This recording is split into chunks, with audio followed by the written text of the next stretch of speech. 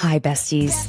You've found your community bestie to share thoughts and opinions, recap the shows we love. Having too much fun. Bravo should be fun. And have piping hot gossip sessions about the celebrities and Bravo lebs we love, hate, and love to hate. He went on a podcast claiming he had a threesome with two women from the Real Housewives of Beverly Hills. Immediately, I was like, I wonder if it's Brandy and Carlton. I'm Caitlin Marshall, your pop culture and Bravo bestie. Allegedly allegations. And if you enjoy fun conversation between friends, listening to your bestie rant about shows we can't get enough of, plus enjoy a little bit of, well, ridiculousness. Oh my God. I'm sorry. There's a spider that is coming down. Hold on.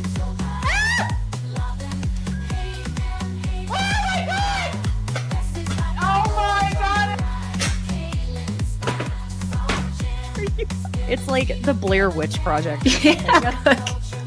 Oh my God. Has anybody seen my ring? Oh my God.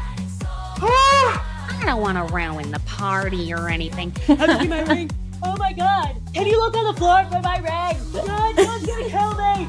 Don't mess with me because I will come. What? Oh. Feel free to leave that in for whatever entertainment purposes. You're in the right place. So thanks for joining me on Besties by Bravo. Hi, besties. Thank you for joining me today. It's Wednesday, May 14th. I'm so glad you're here. We are doing a recap of the Valley, and my God, Jesse lollygaggles he got me so bent out of shape watching that. You know, it's very rare after watching these type of shows and this network for so many years that I find myself watching and going, what? Is he? Oh my. And I was doing that last night, I must say. So I have an earful for Jesse lollygaggles. I don't know why I'm calling him that. I just am. Because I'm mad at him. And don't worry, I did not forget how last week I said, well, I'm going to flop right over for someone in this horrific little war between the two of them. And guess what? I flopped over for Michelle this week. I did. I sure did. And I'm ready to give Jesse lollygags an earful. How about that? Friends, I hope you were excited like I am for the Secret Lives of Mormon Wives season 2 to come out. And also, if you're not like me and you can stay awake past 10 p.m., midnight, whatever it is, tonight to watch season 2 premiere, I applaud you. Now, I cannot, so I will be watching it tomorrow, but go ahead and keep an eye out because I will be recapping that show as well. They do release all of the episodes at the same time, which is fantastic as a viewer. It's hell as a recapper. So I'm going to try and figure out a structure for how to recap this without it being dragged on for so long that everyone's like, oh my God, you're still recapping that. I got to work this out. I will, but you know. Okay, let's get on into it. We are on the Valley, episode 5, I believe, Grapes of Wrath. We open with Janet FaceTiming her mom and asking if their, 5-month-old baby seems as though he misses her and Jason, which her mom is like, no, not at all. He's too young to even fully realize you're not in the house anymore. Brittany and Zack. Ew, Zack, you slept with onion dip next to you? Not only that, but you fell asleep with it on your chest? Babe, the smell, like onion. Ooh. Why doesn't Kristen wear her hair natural more often? It is beautiful. I don't know if y'all notice this or if it's just me and the way my brain works, but those gorgeous wavy curls she has. Kristen, wear your hair natural more often. I love that. Also, what time is it that they all already have alcohol in that kitchen? Huh? What time? Because it seems early. Not being a total judgy McJudgerson, but it's early. Jesse says in confessional that he hoped he and Michelle would leave all the mess behind in LA while in Santa Barbara. Yes, sir, because crossing those county lines into Santa Barbara really does do a whole Men in Black zoom mind erasure thing on the brain, Jesse. Sure. Jesse tells Kristen and Luke that he did want to leave the night before. Remember when he was there in his little droopy manties. But he decided he shouldn't because also he won't get paid the same if he does. In confessional, Jesse says that Maturity is being able to put aside what you're going through personally for the benefit of the group. Oh, thank you for explaining to me what maturity is, because you are about to not really have to give me any verbal explanation of what immaturity is, because you will show us later, won't you? Nia and Michelle are sitting in bed chatting, and Nia points out Jesse is already drinking and starting the day off that way. Michelle tells her that she would have never thrown the ball to him during their little gratitude ball game last night. And, I wish I had thought of that, to be honest, because it was almost as though he was needling her by choosing her next and forcing her to be the one to speak next. Because if she chose not to, then it would have been like, well, Michelle, why aren't you participating? He knew what he was doing. But also, if he hadn't, I don't know, if he'd thrown it to someone else, probably people would be like, well, why didn't she throw it to Michelle? So, I mean, he was damned if he did and damned if he didn't, but damn him. And really, she goes on about how she's so happy and just wants to move on. And then Michelle points out in her own confessional that it's wild Jesse would think she'd have something nice to say about him after he called her an escort only a few days prior. And yes, yeah, that's fair. That is fair. They conclude that while Michelle has been happy and lighter since the separation, that Jesse seems to always be trying to bring her down. Now, I'm sorry, I wouldn't totally call her happy and lighter, but I think they are mutually destructive at this point in the episode. Brittany and Zack are chatting as Brittany is getting a message, and she tells him Jax has already been texting her and that they're getting the Jax today that is starting to understand what needs to happen, as opposed to the rage texting prick from the day before. She reads to Zack that Jax said, I have to tell you, they're saying I'm bipolar and not depressed. Okay. So Zack says that if he is actually diagnosed as bipolar, then it has to be regimented on medication. But obviously, they can't be certain how genuine this is because it's Jax. In confessional, Brittany's saying it's just a complete mind F with Jax at the moment and that he's messing with her emotions 24/7. It's hard to hold emotional boundaries when you've been in it for that long. Got to give her a little grace here. She tells Zack that she's good as long as Jax isn't rage texting her. And Zack says she needs space from Jax. Yeah, no kidding. And in confessional, Zack is so on point with his own assessment that Brittany has been essentially trauma trained and that Jax has her in a state where she's emotionally abused, saying that he'll be doing anything he can do to ensure those two don't get back together. Listen, the word may not be trauma trained, but she absolutely is. To have the verbal abuse be so normalized for her for so long, when he's not doing it, it's such a relief that any normalcy is taken as a huge step forward. Essentially, yeah, that is the cycle of abuse. So there you go. They're leaving for the wine tasting, and it's said that Jesse has already had 2 bottles of champagne to himself that morning. I would be on the floor. I would not even make it to the bed.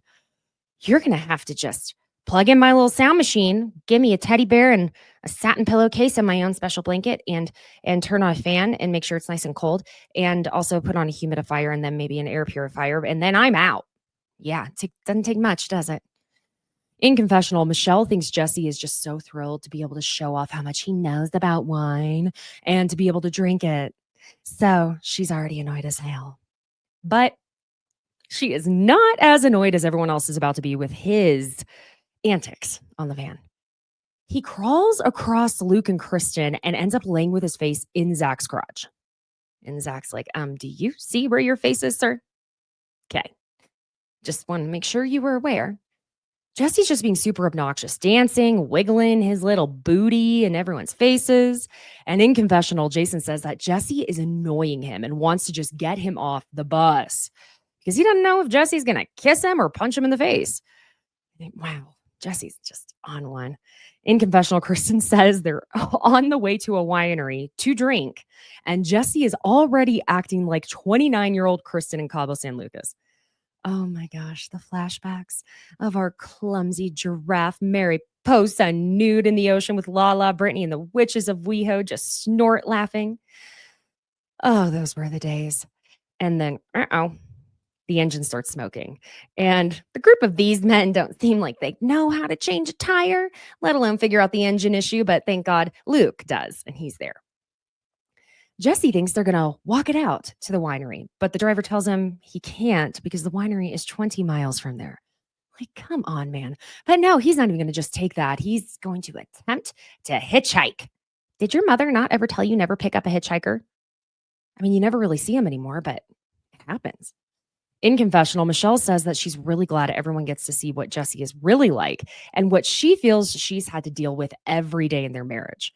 It's concluded this van won't be able to make it up the hill. And again, thank God for Luke. I mean, I have no idea what he's talking about. I just hear tube, carburetor, accelerant. No, wait, that's for a fire. Yeah, see, I don't speak straight, man. But they all conclude they need to get an Uber, and Nia is on the phone with Danny, asking him if he's leaving the Warner Brothers studio at the moment from where he had that voiceover gig. She gets a little unhappy with him because she tells him, "Okay, I need you to stop by the house for multiple reasons.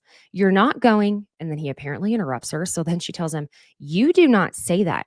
Listen to your wife first, please." They all notice, and she just goes, "Sorry," as everyone is like, whoa, Nia actually got upset. I can't remember who said this, but someone said she kind of has that slightly shaky Rachel Leviss voice, and I can't unhear it now. But she speaks more sure of herself, I feel like, in like the sentences she forms than Rachel does. And I'm not making fun of her, okay? Or anyone, really. Anyway, they make it to the gas station and get in 2 cars to go to the winery.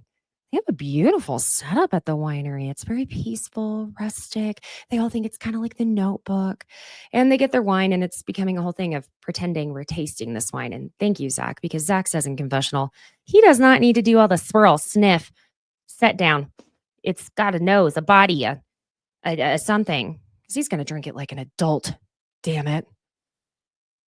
Ew. And when Jesse tells Brittany, because she doesn't like wine, to spit it out in the bucket, it was a little bit vomitous in my mouth. And yes, I made up the word vomitous because I don't like, it's more than nausea, less than vomit. So it's vomitous. She says that she's a swallower, not a spitter. And please never, ever say anything like that again, because it just associates my brain with Jax. I'm not okay. Zack hates being in the sun and points it out. So Jesse is actually nice enough to swap with him. Okay, I guess he got over that eye roll from Zack. Now Danny shows up, and he tells us in confessional because of the early call time he had, he was sober the day before. So now he's just wanting to play catch up. And And Danny is clearly at this point doing a bit, saying he used to be a sommelier, or is it sommelier? Like clearly, right? Pretending he knows what to do with wine tasting, and says you first check the legs and sniff it. But Jesse is back to being a little shit because he's not getting this at all. Okay. I think he's too drunk to understand. So because he wants to show off his wine tasting knowledge, like an 11-year-old telling his friends, actually, I know more about Pokemon than you do. It's like Minecraft, but it's not. I don't know. I'm just going off of what my nephews say. But anyway, he's yelling that no, the legs have nothing to do with it, actually. I mean, listen, y'all, I do love me some wine, and I have no idea what legs on wine means. Ugh, Danny gargles it, and yuck, that makes my throat burn. We get a cut of Danny, quote unquote, catching up to everyone over the course of around what should be, I assume, 10 minutes. And it's a lot, with Nia telling him, okay, you're caught up, honey. In confessional, Jasmine says that when it comes to Danny and his booze, it'll happen out of nowhere, and then it's boom, donezo, right? Because they all know what happened to Big Bear last year when he was Jamie Fraser and kind of started going to Dark Side Danny. But she's hoping he doesn't go to Dark Side Danny today. Michelle asks Jasmine how she and Melissa met, and it was in a bar in their hometown, and it's a cute little story as they've been together for 4 years. And I guess Jasmine tried to kiss Melissa on the first night. Melissa was like, no, ma'am. But they really love each other. It's a cute little couple. Janet randomly goes, Zack, I have to tell you something. When we were not good, when people would ask me, I'd say, yes, it is a wig. Okay, that's a good one, Janet. All right, see, you made me giggle a little bit. So see what happens when you move forward and act like a normal and fun person. Yeah, I've been liking Janet the last 3 episodes. What's going on? Zack finds it hilarious and says in confessional he's feeling the progress with Janet making her first joke with him since everything went to hell in a handbasket, and feels hopeful that maybe he can actually be friends with Janet again. And Jesse is such a pretentious little prick. He's telling Luke that the scenery is beautiful and looks like a Monet, with Luke being confused, saying he's never been there. Oh, sweet Luke. Okay.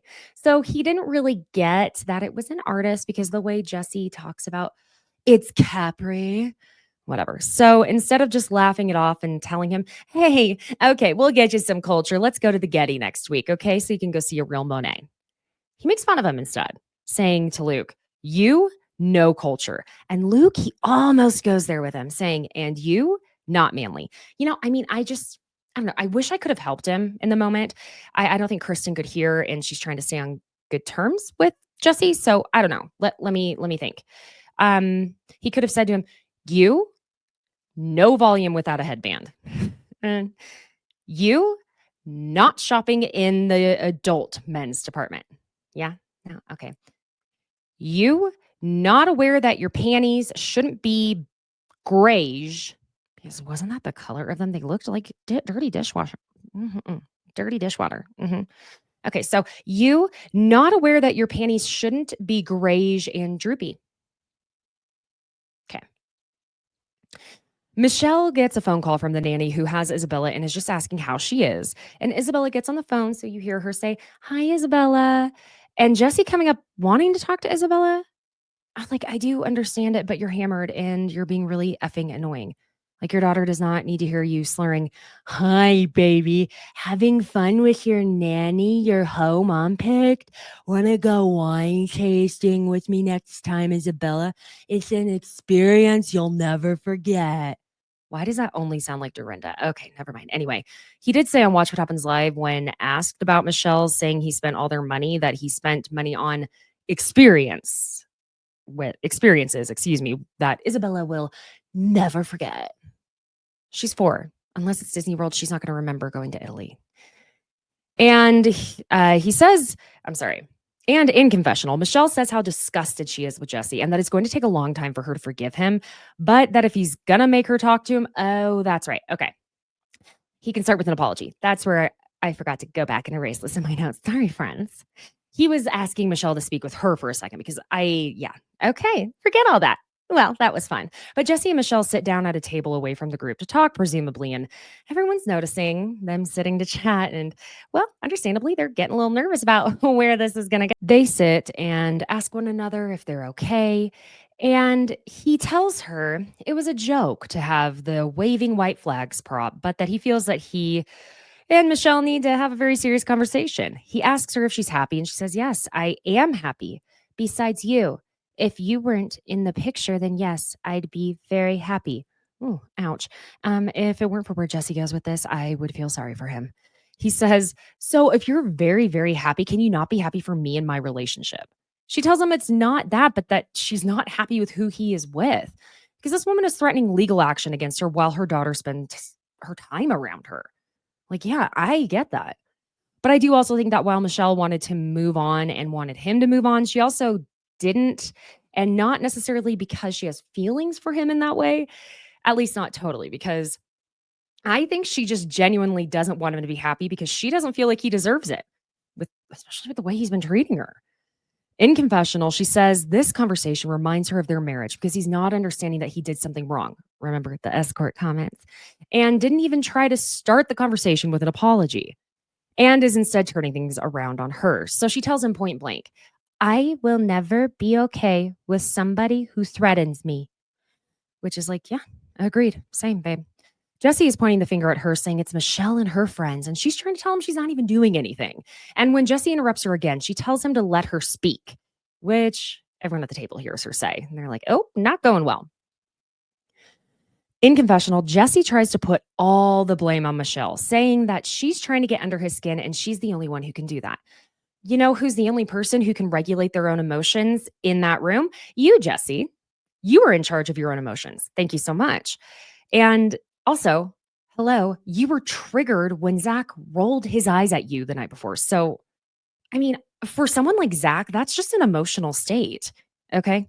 It's like, how are you? Oh, I'm an eye roll. Jesse says that when he gets triggered by Michelle, he doesn't know how to diffuse it. No shit, Sherlock. Michelle tells him she doesn't understand what exactly he's trying to do here in this conversation because she thought he was going to try to apologize for the escort comment. She goes, "Look at you. You're a disaster," pointing out the obvious intoxication and shit show he's been since they left for the winery. And then, oh my effing gird. No, Jesse. No. Jesse goes, "And you're the hooker, so that's fine." Murder. Murder. Swallow him whole, Michelle. Chew his scrawny ass up. Crunch on him, and my God. Oh my God. Oh my God. She has so much more self-control than I do. I'm sorry. Even anything she says, she has more self-control at this point. She just stands up and says, I'm not doing this, and walks off saying it again, which everyone obviously notices. And she tells him, "You can't do that. I'm the mother of your effing child. You were a loser. You spent all of our money." Listen, if he had just said that to me, I would have been like, I would have been going after his penis, his balls, his toes. I would have been calling out any little insecurity of his. I'd have been like, "Yeah, you know those 5 hairs on your back that you always ask me to pluck? Well, guess what? I left 3 of them, and you'll never know which ones they are." I mean, I don't even ask where I came up with that, but honestly, murder. Murder. Whew. And then, wow. He goes, "Speaking of money, let me go ahead and pull up," which he doesn't. Y'all, the way this man, the way I would pull the grayish panties on his voodoo doll so far over his head, I would make sure his voodoo doll and subsequently Jesse could taste his own skid marks. You smarmy little bastard. Luke comes over after Brittany and Janet pull Michelle aside to help calm her down. And Luke comes over to Jesse and is just like, "Dude, what happened?" And Jesse just goes, "I think it's going well." Delusional. Luke's like, "You think it's going well?" But then Michelle goes, "Let me make it straight so there's no confusion. Our friend and our client sent us money for Isabella's birthday, and you were more than happy to take it. He also sent us a wedding gift." And Jesse's just going, "Okay, Michelle, it's fine." And I'll tell you why he's doing that, because he knows where this is going and he's afraid, and he knows he's about to lose in front of everyone, and I want to watch him lose. But she goes, "It's not fine. People deposit money to you, and I have proof." In confessional, she says that if anyone should be an escort, it's him, because he's the one who's broke. Okay, girl, why didn't you say that to him? Say it to his face. Was that one of those? That's the thing, like I've said about confessionals. I haven't said this in a while, but I feel that confessionals are the part of the argument that you got to have your shower argument, and now you get to say everything out loud. So confessionals are the shower argument, but you got to rehearse it a little bit after the fact. Anywho, she says to Jesse, "You want me to show them? Why is a gay guy sending you money on your birthday?" I mean, a gay friend can send a straight friend money and vice versa, but okay. Now Jesse is going to try and make Michelle out to be homophobic. He calls over Zack, and he says, "Apparently, if a gay guy sends me money, that's a problem for Michelle. Come on, Zack, come get her. Michelle is homophobic. She says a gay can't send me money." Please, sir. In confessional, Zack, I am cracking up. I love you so much. Please. He goes, "Girl, we don't want him. Don't try to give him to us." But damn, babe, we straights don't want him either. So now what? Brittany, girl, go for it. She goes over to Jesse and tells him, "Hey, Jesse, the fact that you just doubled down and called her a hooker, that's what you need to apologize for and make it very clear to all of your friends that you were lying." He slurs to her, "Are you inserting yourself right now?" And Brittany's like, "Yeah, because she's my friend who you just called a hooker, you metrosexual Aaron Paul." He goes, "Of course it's a lie. Like, I'm an asshole for even saying that. Then why did you say it again by calling her a hooker? And you I see through you now. Ooh, Jesse, I see straight through you. You are just wanting to make yourself look better, and it's not working. You smarmy little bastard. Brittany says they're done. And I love that she just goes ahead and sets that boundary for Michelle, who is clearly struggling with setting those boundaries. And even though Jesse thinks that they're still trying to have a conversation, Brittany's like, nope, we are done. Because she's been there, done that 500 million times over with Jax. This is the norm for her at this point. And she knows best way to handle this, shut it down, walk off. You're done. Yeah, it's not getting resolved right now anyway. So, but again, Jesse at this point, he's mostly just concerned about two things: having the last word, that's why he's wanting to say, no, we're having a conversation, and looking like a good guy, even though he let that mask slip. In confessional, Jesse says he regrets saying the rumor about Michelle in the boys' chat. It was so not a rumor. F off. You made it up and shared the thought. He then says, and let's be clear, I never said it was true, so it's not slander. Okay, cover your ass. Cover your ass. In confessional, Brittany says she's so proud of Michelle for getting in there with Jesse and standing up for herself. And then she says, but we're also in like this really expensive, beautiful place. Why can't we just go to one nice place and not cause a scene? I don't know why I used to do the best Brittany Cartwright impression. And she's turning Australian. My brain is all over the place, friends. Okay. They leave to go back to the house where Jesse had dinner being set up and made by these chefs and all of that. Okay. Sorry, I'm getting text alerts. Y'all, by the way, did you see BravoCon tickets are going on sale on the 6th of June? Who's going to send me? Mama's got bills. Anywho, sorry, I thought I had my phone on Do Not Disturb. Jeez. But apparently Bravo somehow got past that little wall. Anyway, in confessional, Kristen says Jesse is complicated. On the one hand, he did just call Michelle a hooker. And on the other hand, he did just set up a really lovely dinner for all of us. Listen, it's easy to win Kristen over. You just got to be nice, share some gossip, and give her some good food. In fact, she and I are very much alike in that way. In the kitchen, Janet is going into the pantry as Danny is close behind her, like walking behind her. And he tells her that the group got a big head start on him, meaning with the alcohol. In confession, Janet says she ventures into the pantry and suddenly Danny is following her in. And then she says, I see him kind of hunch over and chugging tequila. Why do you have to hide it? Okay, ma'am. I mean, that's a big insinuation, Miss Ma'ams. You are so goddamn messy. You're like bordering Jason Couchy. Jasmine, Melissa, and Zack go sit on the lounges to look out at the ocean. By the way, how peaceful and lovely. And it's about to be so interrupted by literally like a kamikaze of divorce hate. As Michelle is inside making her way upstairs to Jesse's room, we get a flashback of her telling the group in the car she received a text from Jesse saying, can we walk down the ocean and talk?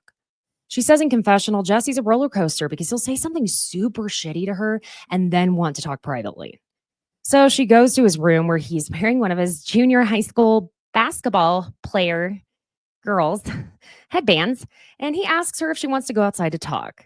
See, the thing is, he thinks he can escape these cameras, honey, but he cannot. Now they know how to find you. I will find you. Outside, he says she's going around telling everybody how happy she is, which she tells him she is happy. So he asks her, why isn't she happy for him? Well, Jesse, you're asking her to be happy for you, but are you happy for her? We all know the answer. So why does she have to do it for you when you won't do it for her?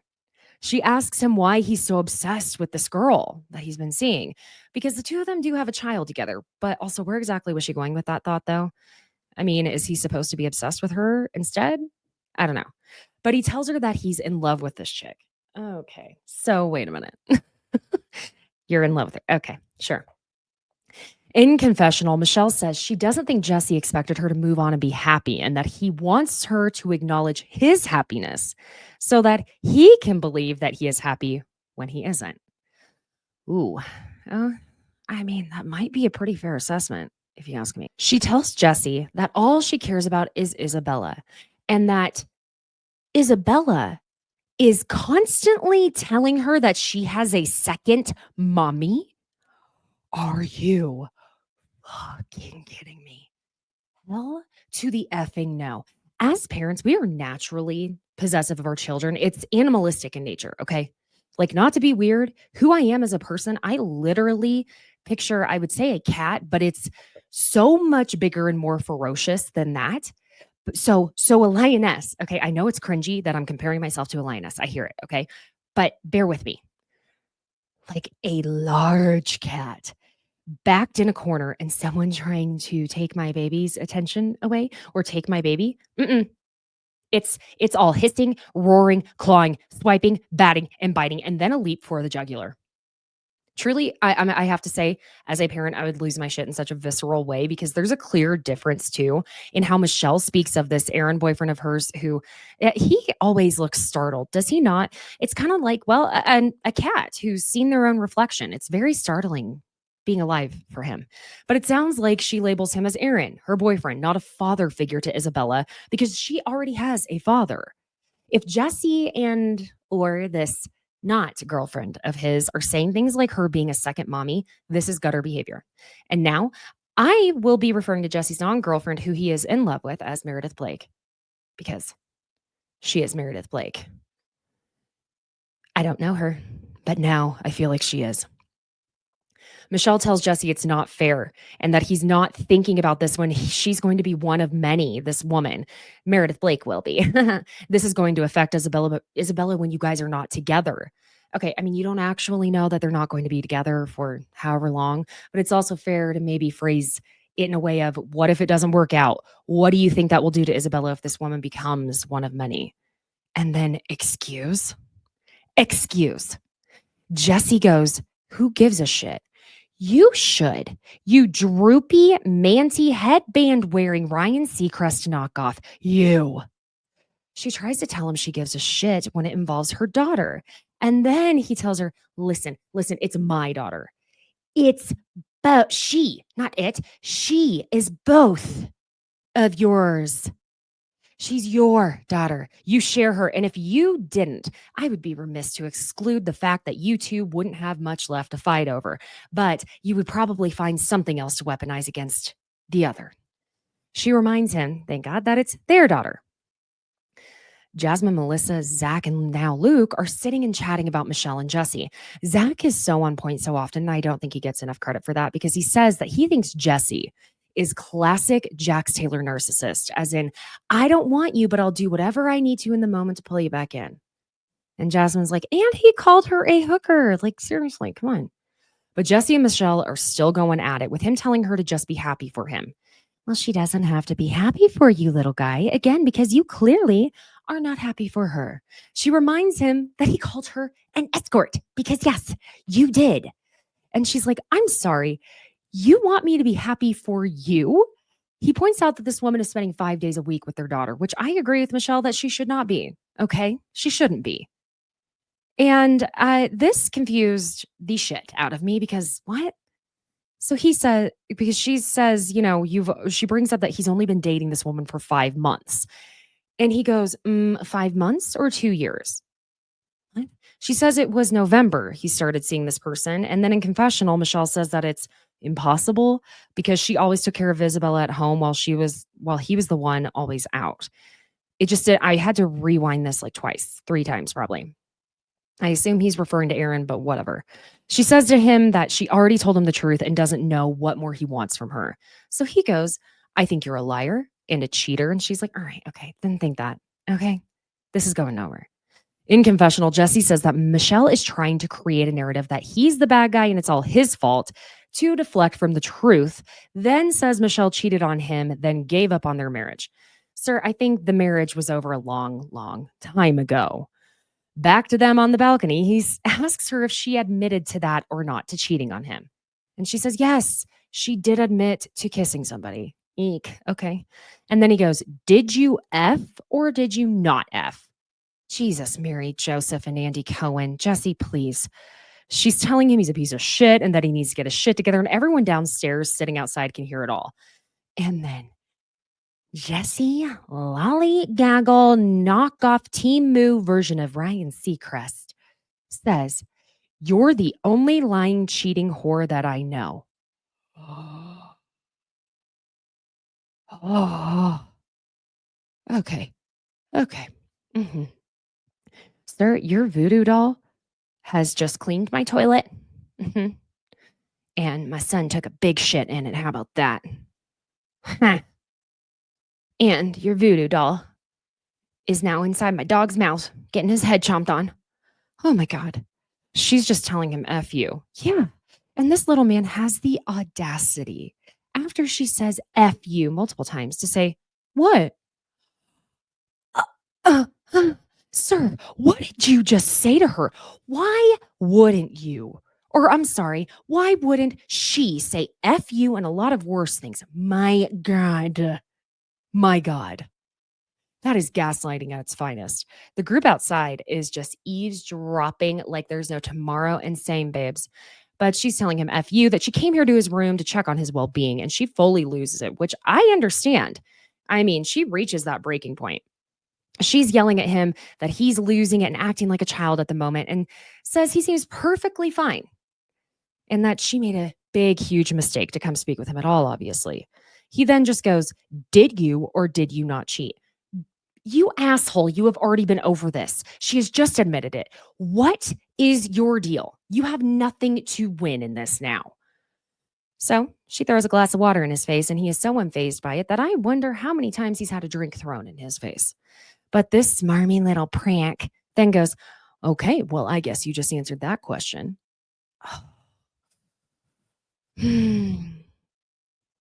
She's asking him what she has to do to get him to stop, and if she has to just go around screaming about it all to everyone. And he's like, "Yeah, because I want you to look crazy." He is just winding her up and loving watching her spin out. She ventures down the stairs yelling, "Okay, everybody, my husband refused to hug me and kiss me and tell me I'm pretty. My husband spent all of our money. I wanted to make sure you were okay. I'm so sorry." And Jasmine outside just goes, "You hear that? Toxic." I feel like the four that are sitting outside are like our people's couch, but they're actually involved. And I love that. But there's suddenly silence, and Zack just goes, "Did she kill him?" Jasmine looks at him so seriously, and she's like, "What?" He's like, "I'm joking. I heard silence. Just trying to break the tension here." Those two finally separate and cool down, with Michelle saying in confessional that she's done. She's cutting Jesse from her life, and that aside from picking up Isabella and dropping her off, she's done speaking with Jesse. And I don't blame her. I think that's probably the best. Jesse, Jason, and Luke go sit outside, and we find out that Danny is napping. So Nia goes in to check on him, telling him the chef is ready, and she shakes him a little bit as he just snores away. So she heads off to dinner. It's dinner time. We've even got a little spot for Benji the Flat Stanley. Zack asks Nia if she wants him to try Danny again since he's still sleeping, and she says no because he had a long day and needs a refresh. Just saying that he drove last night, and when he left, then he worked, and then he had to drive back today and all of that, with Brittany and Jasmine quietly questioning if Danny isn't there just because he's drunk. In confessional, Jasmine talks about Janet saying that she caught Danny in the cupboard taking shots and that it made her feel uncomfortable because they all know he has that issue with alcohol when he reaches a specific point where he goes dark side Danny. Janet tells the table that Danny chugged tequila in the pantry. Well, no point in whispering now, is there? In confessional, Jasmine now talks about her experience with Danny Halloween last year when they were all at Jax's in Studio City, and the story of how Danny had too much to drink that night, that he had grabbed her thigh and told her to go get daddy a drink. Eek. And that she was basically like, "Back the hell off of me right now." And that when she then found out he grabbed Melissa's ass, she was not happy. But she does say, look, so while he did apologize to us, hearing he was taking shots in the cupboard, I'm getting worried he's going in that direction again. And now dinner is being, brought out, at least the first course. And I don't know, maybe it's just me. I don't know about y'all, but I'm not sure corn bisque and scallops are what I would want to be eating after a full day of boozing. But that's just me. Brittany is getting texts and everyone is asking her what Jax is texting her. Zack tries to tell her not to look or deal with it during dinner. And and Janet says to Brittany that she should give up her phone, as Nia is saying it's full manipulation, nothing else. I mean, it is full manipulation. I'm not going to disagree with that, but I also am like, okay, she part of her is kind of needing to know it's okay, but also I think she needs to be limiting the notifications on that. Okay. In confessional, Brittany says, whenever he texts me and all these things, I can't help myself but look at him or respond. And I don't know why. I put Jax before me for so many years, and I think that I need to help to figure out how to put myself first again. Yes, baby girl, please. The main course is brought out, which is duck. Y'all, I think I've only eaten duck one time and I didn't love it. I'm so sorry. Ugh. So someone asks Nia now if they should go try and get Danny or not, but she's like, no, it's fine. Living his best life, just sleeping. So Jasmine's like, so he's going to sleep and then just go home tomorrow. That's it. He's not going to wake up. Now, to be fair, when you have not one, not two, but 3 children, okay, 2 are babies and 1 is a toddler under 3, drunk or not, that sleep is valuable. Like, I'll take sleeping over a vacation at that point any day.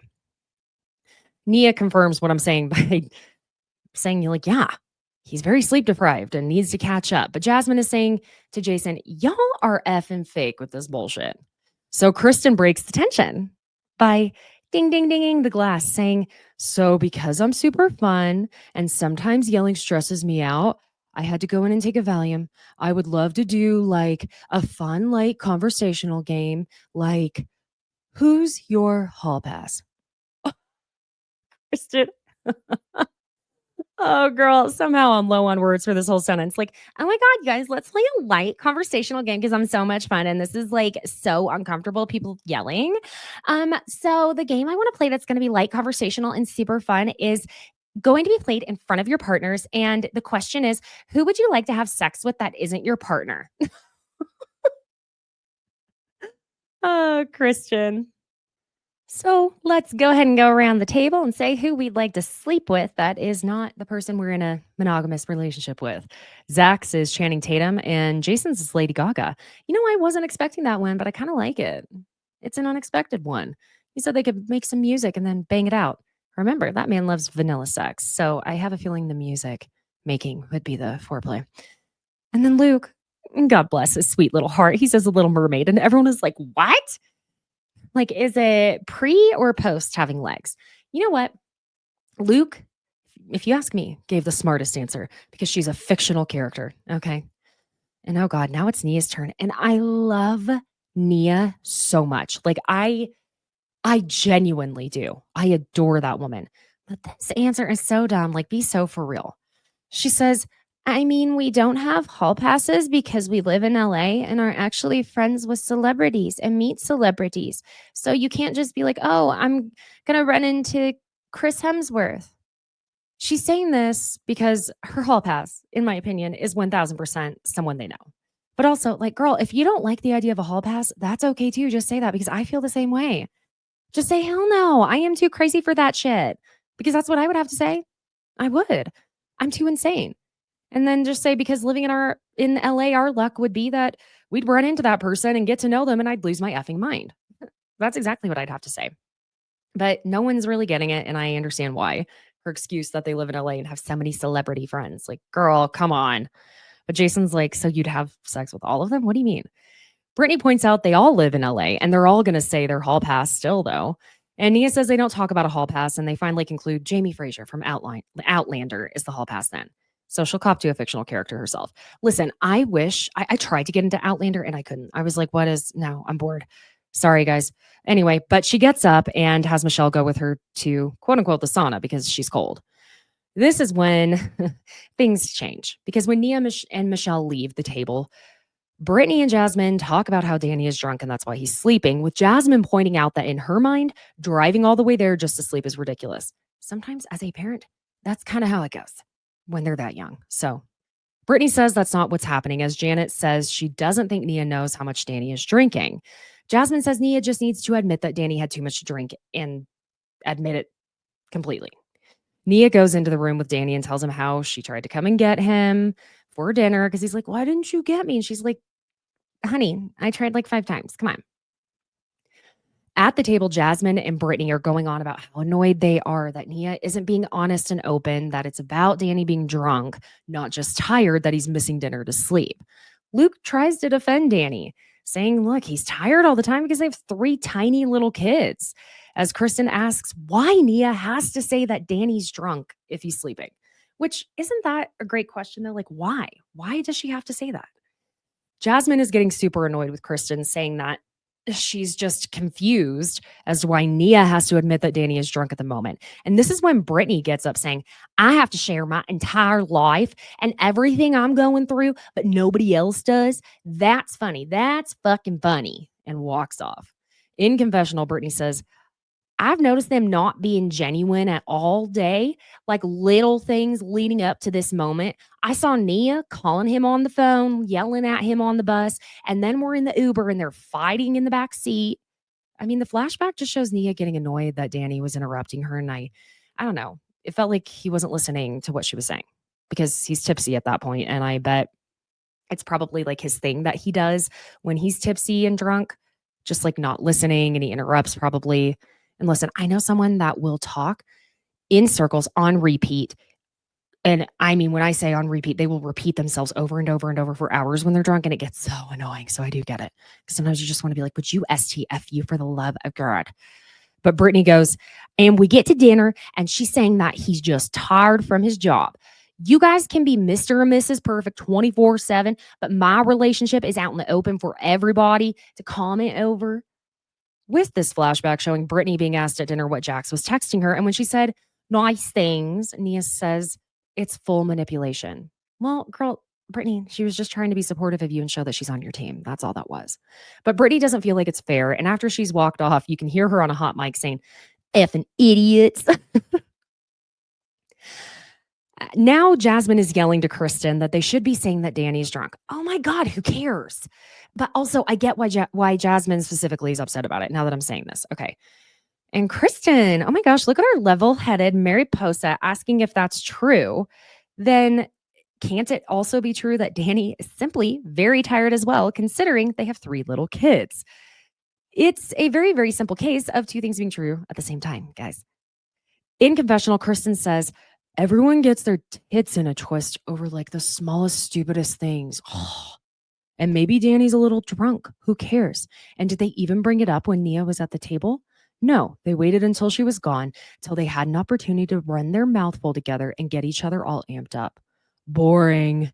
Because Kristen is a reality show vet and knows that it only matters if they actually bring it up to her on camera. Yes, Miss Ma'am. Kristen tells them that 2 things can be true at the same time. Exactly. And Jasmine says, yes, but we know Dark Side Danny.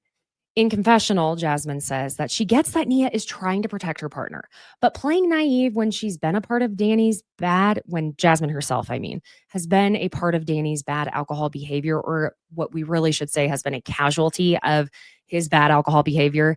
It's kind of triggering for Jasmine. Nia is trying to help Danny out as he's saying he's getting up, and she tucks him in saying, good night, my sweet angel. And she is just constantly in mama. Good Lord and God bless. Jasmine kind of storms off after saying she doesn't care, and Kristen points out that everyone sitting at that table had been drinking and questions why they can't just have a nice dinner, enjoy themselves, have fun. Because Kristen, you're on a reality show, that's why. But it's just her, Luke, and Jesse now, and Jesse tells her, you're still yelling at nobody, by the way. But Kristen's like, I haven't said anything for 2 hours. Just true. Now, meanwhile, inside, Zack pulls Nia aside and tells her that when she walked away from the table, they were wanting to call a spade and questioned why they have to say that Danny's just tired when he's passed out drunk. He then says that there were several people saying that Nia acts like her relationship is so perfect and that she plays this quote unquote perfect card. She asks immediately if it was Janet, which I find very telling as to where those two, in their relationship is headed, but we do already know it's not going to be good. Zack says it was all of them and that he hates to say it, but Brittany probably the highest of all. I mean, I hate to say it. In confessional, Zack points out that Brittany and Jasmine aren't saying these things to Nia's face, especially taking into consideration that Brittany felt the need to inform Janet of what he had been saying when Janet wasn't around. And I knew that was going to come back around to bite Brittany in her little ass. And while I don't agree with the tit for tat in this regard, she also said she'd do the same thing if it were reversed, like if it were Janet saying things about Zack. So, in my opinion, she gave Zack the go ahead to do that type of thing by saying she essentially had every right to tell Janet. So, you made it fair game, babes. Nia says to Zack regarding Brittany, just because your life is burning doesn't mean you need to be like, I would like your life to burn too. That's true. I think for Brittany, what she's triggered by is how happy and good Danny and Nia are. And she needs to see for her own sake and her own sense of needing to feel better that even a couple like Nia and Danny has problems, which they do. We've seen it. But I think for her, it's hard to see that not all couples go to the explosive fights that she and Jax did. And, it's a projection at the end of the day. But Nia understandably is caught off guard that they didn't say any of this to her face after sitting with her across from her at dinner for 2 hours. So Zack and Nia walk out to go to his room, which it's appearing as though he shares it with Brittany, especially from the morning.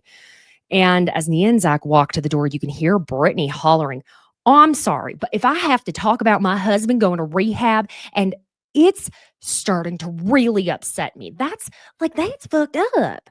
With Jasmine agreeing with Brittany and, saying that she was telling someone else that it's like, for Britt, your life is on display, but we can't talk about anything else. Which we know she was about to say more, but she has now noticed Nia is walking into the room. Brittany doesn't care at this point, though, because she's saying, yeah, it's not okay. Zack is trying to say he wants them all to just kind of take a breath and calm down. Sir, my sweet boy, you of all people should know better, really, than to tell a room of angry women to calm down. You know what would be easier is to give a cat a baptism. Yep, a black cat a baptism while we're at it. Dunking a black cat in some holy water, that would be easier and less painful than telling a group of angry women to calm down. Brittany is ignoring him and says to Nia, like, you guys can't even talk about a little thing. So Nia asks her, like, what is that you would like for me to talk about, Brittany? What is it? He tells her, you can't talk about how Danny's drunk. And Nia was very wise the way she responded with zero heat, all nonchalance. And she just goes, he is. He's drunk. Which I don't think Brittany was expecting from her. And she says that Nia wouldn't say that earlier. Okay, well, you wouldn't say that earlier, though. She continues on telling Nia, I'm just like so upset that I'm going through so much and you can't even talk about. Nia stops her saying, so you have to attack me because you're going through so much. And it's like a dun dun moment because Brittany loses it now. She's crying, saying, it's not fair. I'm going through so much. My husband's in rehab and like my own friends can't even say like their husband's drunk for one night. But Danny doesn't have an addiction to alcohol, okay? He may not know how to control his alcohol, may not have an understanding that your brain, the part of your brain with decision-making tends to shut off after 2 full drinks of alcohol, like 2 actual drinks. He doesn't have the same issues Jax does. It's apples and oranges, honey. In confessional, Brittany says, I just want you to be genuine. That's it. You don't have to act perfect in front of us. Like, you're okay to have cracks sometimes. And now Jesse just looks around and says, Michelle and I are the most sane people in this whole house right now. Okay, well, maybe at this very minuscule second, sir, but I'm going to give you 24 hours max before that changes. Okay. Oh, besties. That was a big mouthful episode for me today. I don't know why I felt like that. I'm losing my voice. So I'm going to have to talk in a deep voice till it comes back. No, I better go on vocal rest. Vocal rest. Thank you again for joining today. If you're watching on YouTube, hit the like button, subscribe, join the comment section. I have a feeling a lot of you will have a lot of thoughts on this episode. If you are not already following me on all the socials, it's at Besties by Caitlin, Caitlin. And be sure and maybe I came in very affirmatively with that. Please do me a huge solid. Do your bestie a favor. Could you leave a 5-star review wherever it is you listen with a little comment about what maybe you do love about the show? That means the world. I read every review and I just really, really enjoy seeing what is working. Also, feel free to send me a DM. Y'all, some of you made me cry last week in the best way possible. I received some of the kindest DMs. And I just want to tell y'all, maybe some content creators, maybe some podcasters don't respond to DMs for various reasons. And it's not always, a cruel reason, but you have no idea what one message of kindness does for us because it's kind of isolating sitting here screaming into the void. And I encourage this for anyone you listen to. And even if they don't respond, it may be because they're just mentally overwhelmed from their phone. But I just want to kind of encourage maybe sending a kind message or something to someone that you love listening to, or you enjoy their work, things like that. You enjoy their content, because we get so much negative shit all the time. And I'm not just saying, oh my gosh, please send me nice messages. I mean, like, for everyone, just leaving a nice comment under someone's video, genuinely, it really does mean a lot to every content creator I know. So I encourage y'all to do that, and even just joining a conversation with them. It really helps keep us going. So just wanted to mostly say thank you for some of those really sweet, genuinely kind messages I received. Okay. Check out the Pop Culture Besties Etsy merch shop. 99% of it is Bravo, so it's designed by me. I am still working on some new stuff because I want to put all of it up at once. Trying to work on some hats for people to wear by the pool outside during the summer. Protect your cute little faces from the sun while displaying your Bravo love, which, by the way, we were at the pool. There was a horde. Yes, a horde of teenagers. Okay, I'm wearing one of my hats that says mentally I'm in the back alley of Sir. There's the spoiler alert, that's going to be one of the hats that goes into the store. But I'm wearing it, and this teenage boy looks at me and he goes, ma'am. Okay, first of all, don't fucking call me ma'am. Like, I get you're trying to be respectful, but excuse me is just fine. And then he goes, what does your hat say? And I guess someone else at the pool, like another adult, asked him what my hat said. And I tell him, and he goes, it says mentally I'm in the back alley of something. And I go, sir. And he kind of looked at me. I was like, Vanderpump Rules. My God, I've lost all hope in your generation. Know your history. Anyway, that's the lesson for the day. Know your history. Anyway, besties, I will see you tomorrow. Have a wonderful hump day. Thanks again for listening. Bye.